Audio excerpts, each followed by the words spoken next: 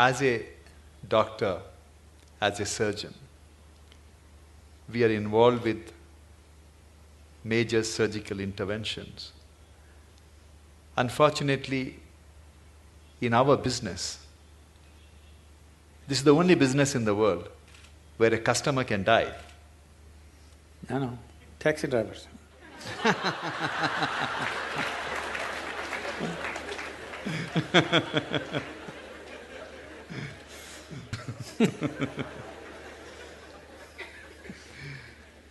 It's however much you try, Sadhguru, to dissociate ourselves.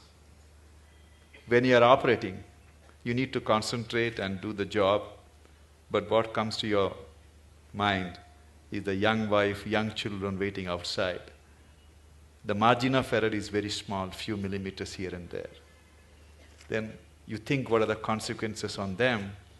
Then you start thinking about when you are a kid, if something happens to your father, where you would have been. We are after all human beings. We are always torn between what we do to somebody and what could have happened to our own life. It's a constant tension. How do we overcome it? I've been in this profession for more than 30 years. Still, I haven't yet mastered the art of dissociating myself from the patient's life. Yes, when you're given a certain responsibility which could determine the shape and scope of people's lives, it's a big thing to carry on one's shoulders. But the important thing is that somebody has chosen to place such a responsibility in our hands. It's a tremendous privilege if we execute it. Can we do the best? We can never do the best, but we can do the best that we can do, always with life. Is it the best? No, we are doing our best. If we lack in that, then we have a serious problem. But if we're doing our best in everything that we do, we know it is not the best, but it's our best. We have not spared anything. That's good. And above all, when you refer to yourself as a human being, after all, we are human beings. This is a big problem. This will reduce our best.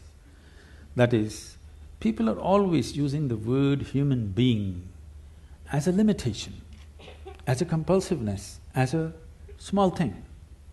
We are not referring to the word or term human being as a possibility. Instead of saying we are just human beings, why don't we say we are human beings? We're great, we're doing so many things, we can replace a damn heart. Isn't it? Yes. Now, replacing a part of a machine is not a big thing. It's like this. Shall I tell you a joke? It's okay. It just came to me when I saw you.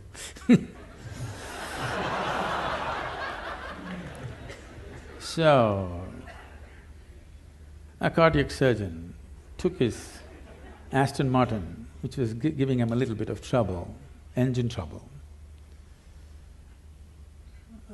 to the mechanic. So he said by evening he'll have it ready.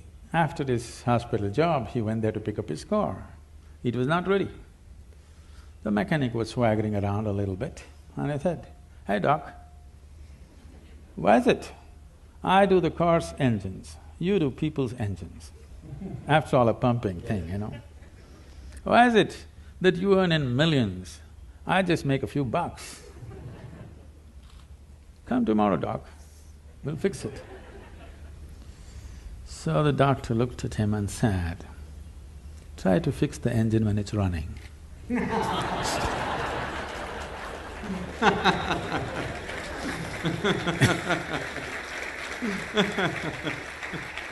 That's the important thing. You got to keep it running and fix it.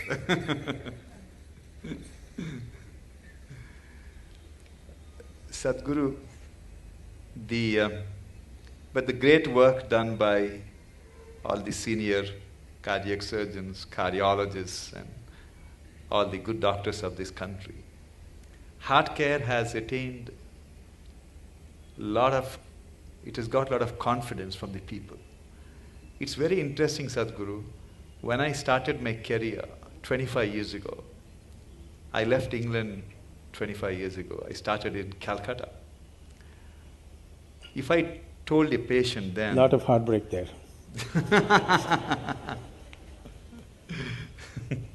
If I told a patient then that he needed an operation, it required more than an hour of convincing him for an operation. But today, I face a different problem. You're standing in a line. Today, Sadhguru, when I tell a patient, after seeing all the reports, that you do not need an operation, I have to spend 1 hour to convince him why he doesn't need operation. Everyone wants heart operation, Sadhguru. Is it for romantic reasons or…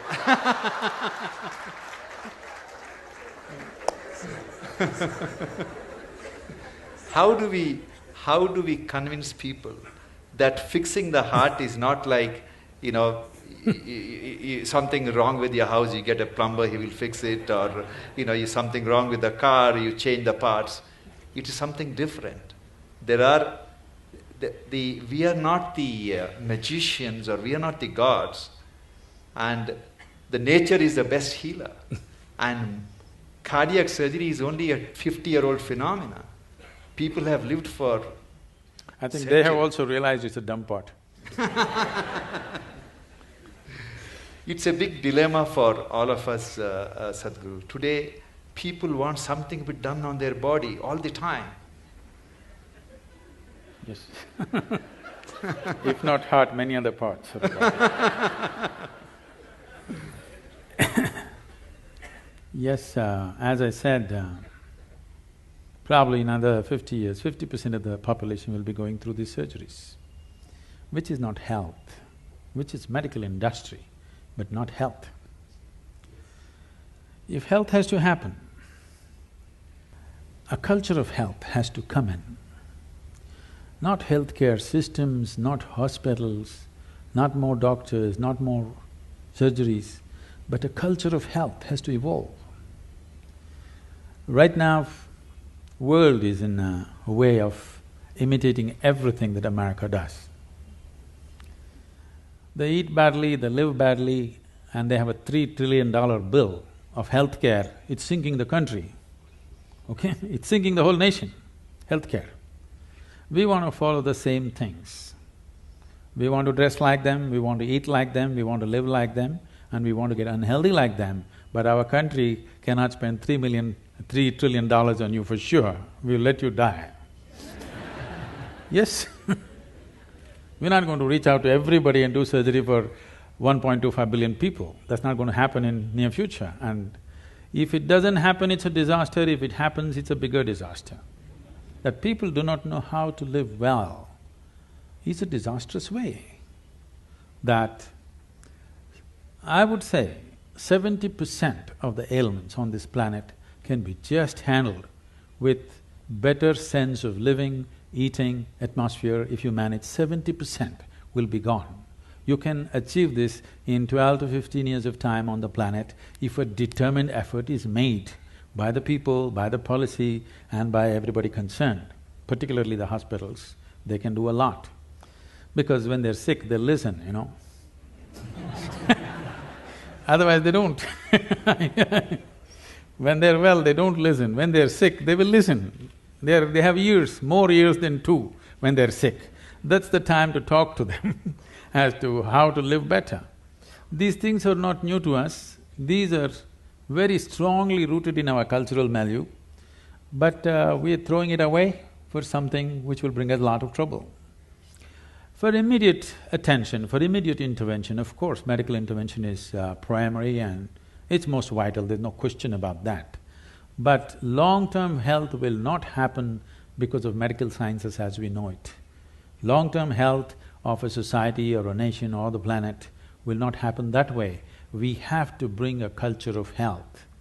What is the way to live? What is the way to eat? How to keep our body? How to keep our mind? How to keep our breath? How to keep the atmosphere around us? If this culture is not brought into us from our childhood, I would say it must be brought into the school curriculum itself. It must be brought in, healthful ways of living, because if you do not build healthy people, You're going to have educated and sick people and you're going to build a nation or a world out of it? With sick people, you're not going to build a great nation, you can only build a sick nation. And that is happening across the world. The major nations are suffering enormous amount of illnesses. The most affluent countries who have no nutritional problems, okay? India's half the problem are nutritional problems. Right from their childhood, they've not eaten properly. Affluent nations who have a choice of nourishment, look at the level of health issues they have. That should not exist at all. When they have choice of nourishment, they should not have, I would say, 80% of the people should not have any health issues till they die. When 20%, 25% will get something, infections will come because of close proximity, those are different. But these are all on self-help. People are on self-help to create ailments for themselves. This can be 100% taken away if we establish a culture of health, for which I think not just medical professionals, people from various other areas have to work together to make this happen. I don't see any major synergy like that right now. Small efforts are happening here and there, but that's not enough. It's good, but it's not enough.